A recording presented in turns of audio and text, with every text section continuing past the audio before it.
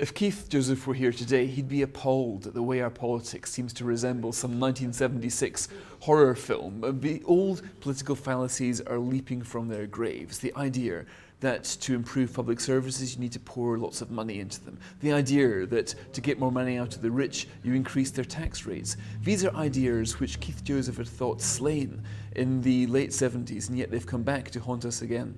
Gordon Brown quite simply intends to govern posthumously.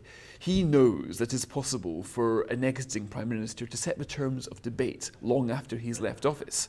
From global warming targets to the various legislation that he's passing in terms of the Equalities Bill, he wants David Cameron to operate within the narrow parameters which he is defining now as Prime Minister. If this plan goes well, then after 4 years of a Tory government, they will not be able to move out of the room for manoeuvre which Gordon Brown is setting them right now.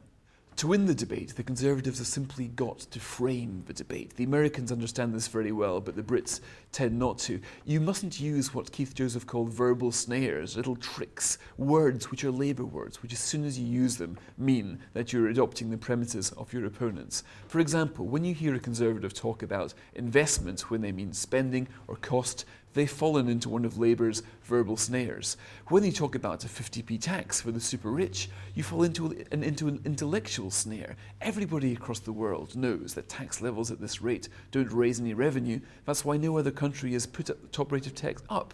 But this opposition is proposing to do exactly that. They have to simply govern on their own terms to come up with their own premises and not copy any of the ideas that Labour has for tactical advantage.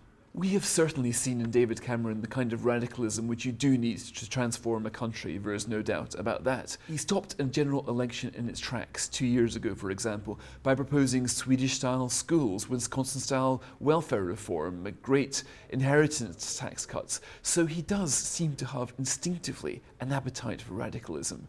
But the problem is that he's got a good angel whispering the cause for radicalism in his ear, and the other side a bad angel telling him that no, this is too radical, you've got to be cautious, otherwise we won't get elected. So what he has to do is to listen to the better angels of his political nature and transform Britain in a way which I'm pretty sure he's capable of doing. Outside the House of Commons chamber, you can see these statues of all the various prime ministers, but not all of them have full-length statues. The greats, like Disraeli, Churchill, Thatcher, they've all got full-length statues because they transformed the country. But the fag-end prime ministers, the ones who won an election but didn't really take power, Heath and Harold Wilson and others, they're there only in a bust. Now, there is one plinth, this tantalisingly empty plinth, which still stands amongst them, as if to pose a question to David Cameron. Which are you going to be? Are you going to be a transformative Prime Minister or an also-ran? A bust or a statue? And in 4 months' time, we're going to start to find out.